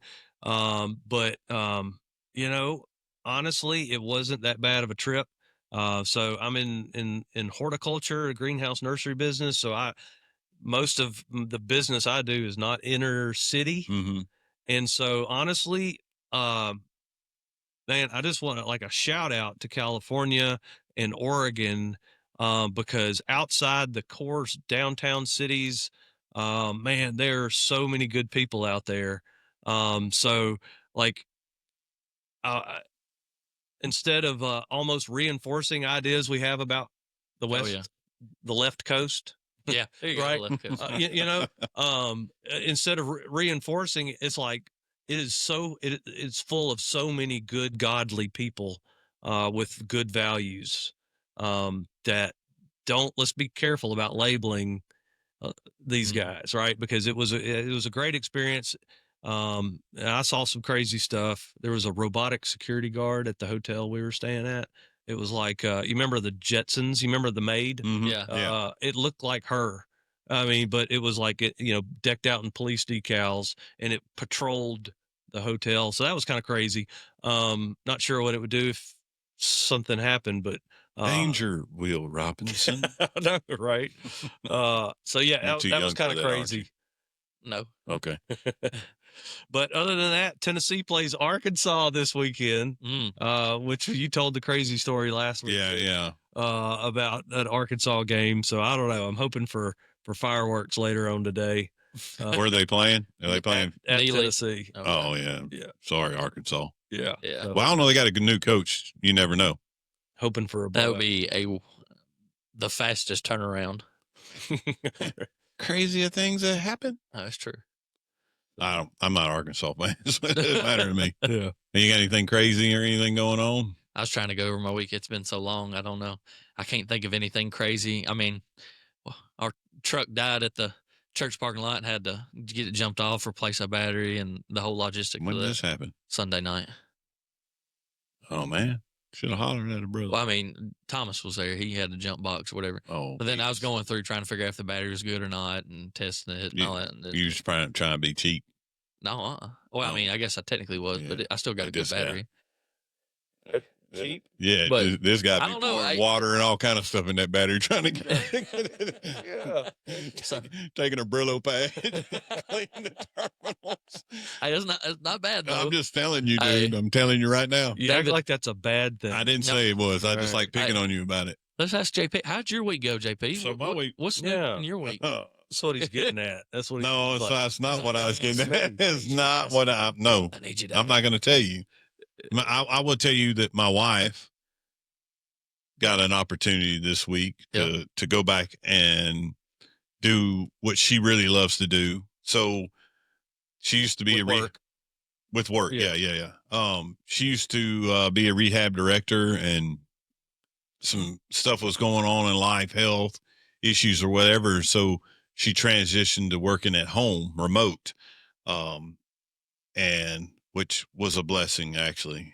That I can look back and see God's hand in that, because she had that surgery where she had over a foot of her colon taken out, and she didn't have to miss any work really, because she was laying in bed doing working, working, because she's hard headed. I mean, she had to take a couple weeks off or whatever. I forget how many days off she had to take, but when she could actually move around, like I moved everything into our room so that she could do her computer work.